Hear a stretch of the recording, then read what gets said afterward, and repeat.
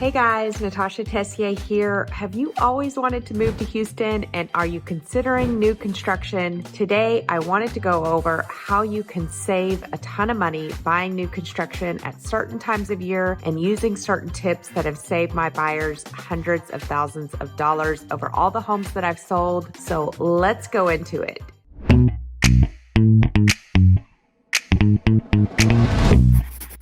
Hey guys.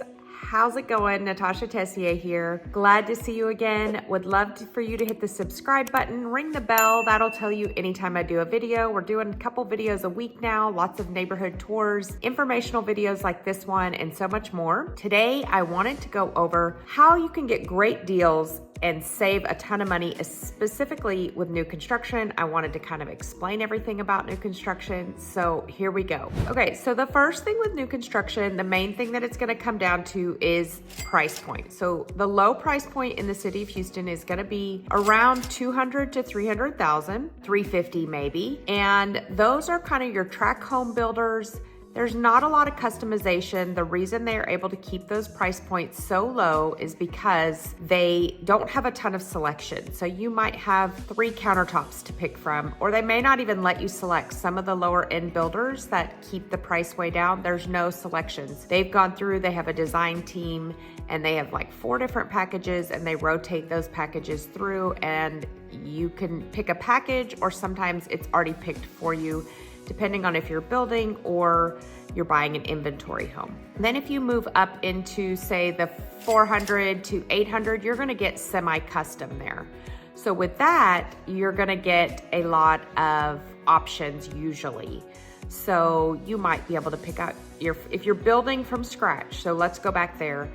You can buy an inventory home. These are homes that the builders are already building and they don't have a buyer yet.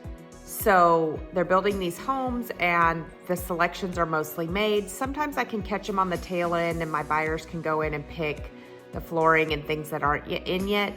But a lot of times inventory homes, everything is already pre-selected and you can't really change that. Now, if you want to build a dirt home, which means we're going to go in, we're gonna pick the lot. Make sure you have somebody who knows what they're doing in the state of Texas when you're picking a lot. The way the house faces is a big deal here with our heat. So you want somebody, I learned this a long time ago when I was young, and you want somebody who knows what they're doing. So you're gonna pick a lot, you're gonna pick your builder, you're gonna pick, which floor plan, which elevation, all that good stuff. So that is going to determine, and they're not gonna be incentivized because the house is gonna take 6 to 9 months to build. You're getting to select everything, so you're gonna pay more than you would on an inventory home. So one of the tips that I have is if you're looking for a great deal and you're kind of flexible, or you happen upon an inventory home that has everything that you love and you feel like you could move in tomorrow, that's the home you want to jump on. If you want instant equity in your house, that's the home that you want to jump on because that will give you the biggest bang for your buck. So that's inventory versus a dirt build. However, when we get into that 300 to 800 range, a lot of those like Drees Custom Homes is one of the builders on the top of my head. They'll let you move a wall. They'll let you change a lot of things. Some of the others aren't gonna let you do that, but they will let you pick out all your design selections. One thing to note, I used to be a designer. I was published in Southern Living. For all my new construction clients, I go with them to the design center. I help them pick out everything. I help them to determine what not to spend money on. For example, lighting. You can do your own lighting after. It's super easy. Faucets is another one that we can do after. But the bigger things like your flooring and your tile and those things you want to do up front. So I really help my clients to select and not get into too trendy of a style that in a year or two is going to be out of style. So that's kind of a perk in working with me, that everybody gets to use my design services on their new construction. Okay, and then we'll go up to your million plus. Now here's where you get truly custom. We can go out. I've done this a million times. I have a great new construction house that I want to go ahead and get a full walkthrough for you, but this is, you're gonna buy your land, you're gonna work with an architect, you are going to custom design that entire house, no matter where everything is, the room sizes, everything from top to bottom. It can be overwhelming. I've done it myself 3 times. I don't know that I'll do it again. Every hinge on your door, every doorknob, the trim around the baseboards, the detailing. I mean, it is very a lot of work and a lot of time and a lot of decisions, but you get exactly what you want. So there are pros and cons to that as well. Okay, the next thing you want to look at when deciding on new construction, whether it's custom all the way down to a tract home, is the lot size. So I have this book here for an example. It's one of my old design books. Okay, so when you're talking about lot size, let's just say in a starter neighborhood, you have 40-foot lot sizes. What does that mean? Okay, so between each house is 40 feet. They're gonna give usually 5-foot easements on each side. So that means the house has to be 30 feet wide. So when you're looking at some, they are very narrow, and when you go inside, it still has your open concept and all those things, but obviously the homes have to be more narrow. They can put more in them on the land and make them more affordable. Or you can jump all the way up to an acreage lot, living on 2 and 3 acres. You can put it anywhere. There are still easements. Something else to think about is a lot of my clients want to put a pool in. Some of the newer neighborhoods are doing utility easements at the front of the property. So it leaves their entire backyard to do whatever they want. But most of the neighborhoods have what, if you're looking at a survey, which is kind of an overview of your property, you're gonna have a utility easement in the back, sometimes 5 feet, sometimes 10 feet. That means you can't put a permanent structure on that line or behind it. So you lose that part of your yard. Now, you can landscape it, you can put plants there, but you can't put a pool or something that would have to be dug out if they needed access to those utilities. Something to think about when you're picking your lot size again. I'm going out today to Wood Forest with somebody. They want a pool. They're looking at new construction. I have to make sure, and I've already gone through to a pool builder and made sure that they can put that pool in the backyard, the size that they want, with the utility easement in the back. There's also a building line on your survey when you're looking at it. That's how far you can add your build. So maybe you want to extend your back patio or whatever.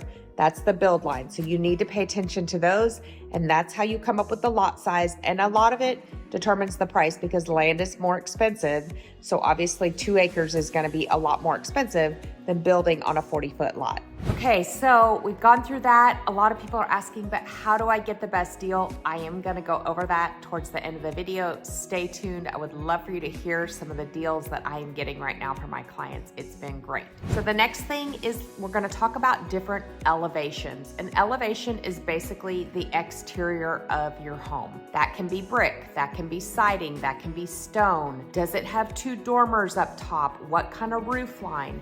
So a lot of times you'll go into a builder and they'll have one floor plan with 4 different elevations, and each elevation costs a different amount of money. So as you're doing selections, you'll want to pay attention to some elevations might be $10,000 more than the next to build. So on the inside of the home, it's the same home, but on the outside you have 4 or 5 different elevations. So that happens with all the tract home builders. Semi-custom usually has different elevations. And then of course for your custom homes, it's the sky's the limit. You can do whatever you want. One thing I wanted to mention about building a dirt home. So when you go into that model home, they put everything in there. They want you to see, most builders put everything in there. So you walk in and you just think, oh my gosh, this is the home that I want. And they have every single upgrade. They have trim detailing. They have, crown molding. They have the fireplace, all those things. But then that may not come on the plan. So then we go to the design center, and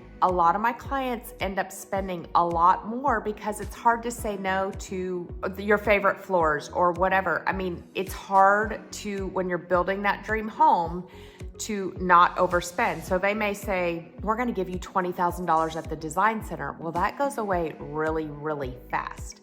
So again, best bang for your buck is going to be going back to an inventory home. Maybe you don't have, your favorite paint color on the walls. Very easy to change. Maybe the back patio is a little bit small. You can extend it later. But in the end, you might be getting that home for 50 to 75,000 less than the neighbor paid for the same thing, you have huge instant equity to work with. Okay, the next question I get a lot is, how do I know which builder is right for me? That's a tough one. So a lot of builders, we have, your starter builders, D.R. Horton, Castle Rock, kind of your, more affordable to get into. Then you're gonna have your mid-range, which is gonna be, Highland, Perry, Weston, those kind of things. David Weekley, all those, they're all great builders. They all offer different incentives. For example, like Meritage is very big on their spray foam and their energy efficiency. All of them have different incentives and different things. What you have to decide on is where you're at in life. So let's say you're a new young family and you need a lot of space. You want to grow here, you already have 2 kids, you're thinking about having a third. Well, you may want to get the most square footage for the least expensive price right now. You need that extra game room upstairs, you need the media room. So that might be what's most important to you over crown molding or trim detailing. And then maybe you're retiring and the square footage isn't what you need and you want an 1,800 square foot house that's easy to maintain, one level, but you want all the bells and whistles. So we can go through that. As your realtor, I can talk you through those options. All of them offer different things as far as warranty as well. So let's go into what kind of warranty do you get on a new home. So most of them are going to be a 1-2-10. So on 1 year, you get what I call bumper to bumper everything. For Perry, and I'm sure some others, but for sure Perry, they offer a 2-year bumper to bumper. So a lot of people like that in 2 years, if anything's wrong, I can call them. A roof shingle goes loose, the caulking on the windows, the fireplace isn't working, this room isn't cooling as well, whatever. 2 years, the 1-2-10, the 2-year portion is usually mechanical. So your electrical and that kind of stuff. And then the 10-year warranty is gonna be your framing and structural. So your slabs and those kind of things. So that's the normal 1-2-10 is your normal warranty. Again, some of them offer more and some of them offer less. Some of my builders are really great with scheduling a 1 month, a 5 month, and a 10-month checkup on their clients automatically. So they will do that automatically and they take very, very good care after follow-up. Others, we go in, we do the closing and we're done. So that is where it's important to have a realtor with you. So there are a couple things. If you're buying new construction and you're going through that house on the final walkthrough and you go in the backyard and the grass is dead or dying, if you don't get it in writing, and I have fought over and over, and I've told my clients, we're not gonna sign today until they change it or give us something in writing saying they're going to change it. That grass is on you. Landscaping is a big one that they leave to the buyers. Now, from the builder's perspective, I understand that because if somebody moves in the dead heat of summer, they don't water the lawn for 10 days, it's hot, the grass starts to die, the builder can't be responsible for replacing those. However, a lot will start with that already. Drainage is a huge thing I always push. Now, that's a little bit harder certain times a year to know if the drainage is gonna work. Most of the builders have a standing rule, if it's so many inches of standing water after 48 hours, we have a drainage issue, we'll take care of it. Those are the kind of things we need to know before we close, so we know what's going to happen if we get a rainstorm and you have standing water in your backyard. I just did this with a client in Hockley, single mom, buying a new house. I went to the backyard and I was like, okay, this is not going to work. It was sloped from the fence coming straight into her house. And I told her, I'm sorry, I just don't think you can sign until we have an agreement. So we had to wait a little bit more, but they came in, they regraded the entire backyard so that it sloped in, and then they made it dip down. The water's gonna feed out to the sides and then drain out to the front of the property. Without that, I think very easily her house could have flooded because of the slope, and they didn't do the drainage. And then on top of that, if it gets worse, we're gonna add French drains on the side. It'll collect the water and then spit it out. So it's really important you get somebody who knows what they're doing. I have agents all over the state of Texas that I've trained that can help you and make sure you're getting the right house and the right builder and the right price and all those things. But these are things that you've got to think about before you buy a home. Okay, so let's dive a little bit further into, should you use a realtor to buy new construction? So I'm gonna try to interview some of my new construction representatives that I work with a lot, but you don't get a better deal. It's a misconception that, oh, I'm gonna get a better deal if I don't have a realtor. It's actually quite the opposite. I work with new construction every single week. They know me, they know that I provide them with clients. So I often make offers on my client's behalf. Let's say the house is $525 and I'm like, okay, well, we wanna offer $490. I can almost always get that builder down and get a better price. And people don't even know that those prices are flexible. They don't know how to approach it. The other thing I've done is some of my starter homes, for example, the same single mom, they kept postponing her closing.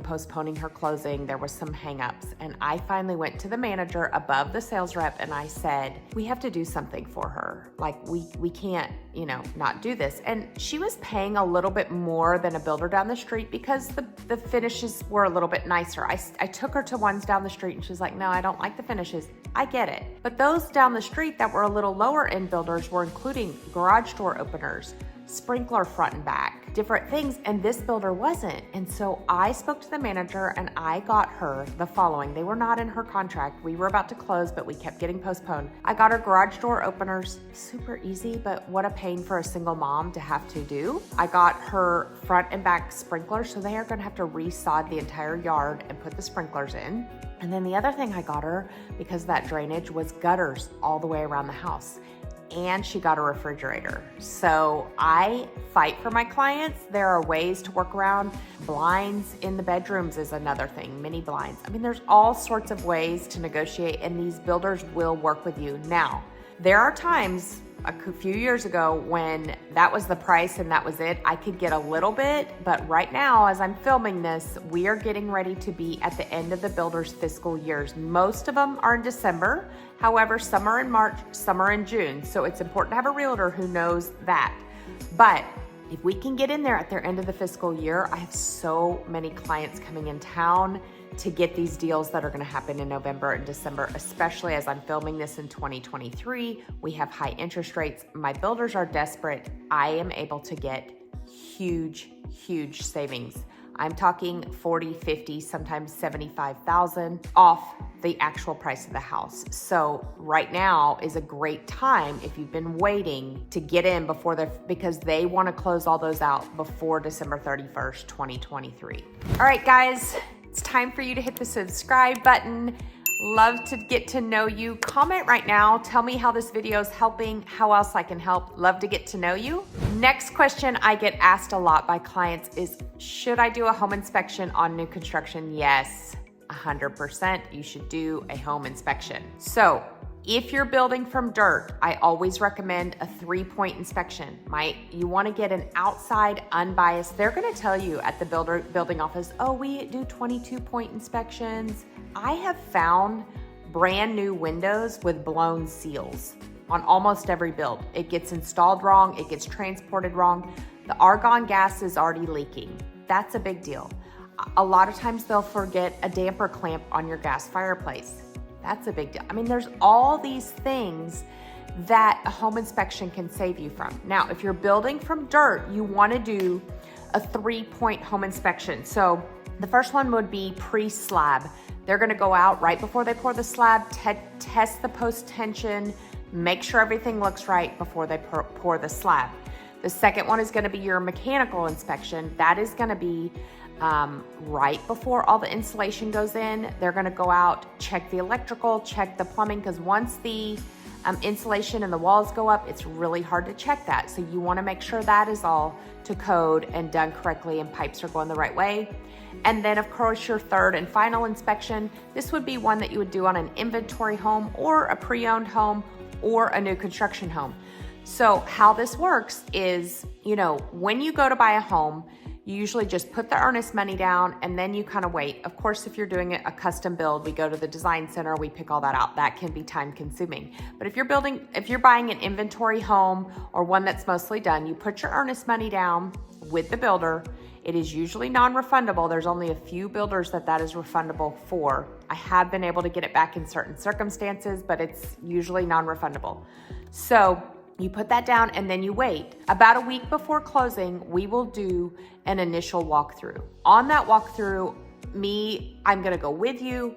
I'm gonna take blue tape. We're gonna tape up all the problems that we see on that house. We're gonna talk about paint touch-ups. We're gonna talk about a toilet not flushing, whatever. We're gonna find everything wrong with that. Then we're gonna have our inspector come out and they're gonna do their own inspection. We're gonna send that report, and then we're gonna do a final walkthrough and make sure that everything on that report has been completed before we go sign on the dotted line.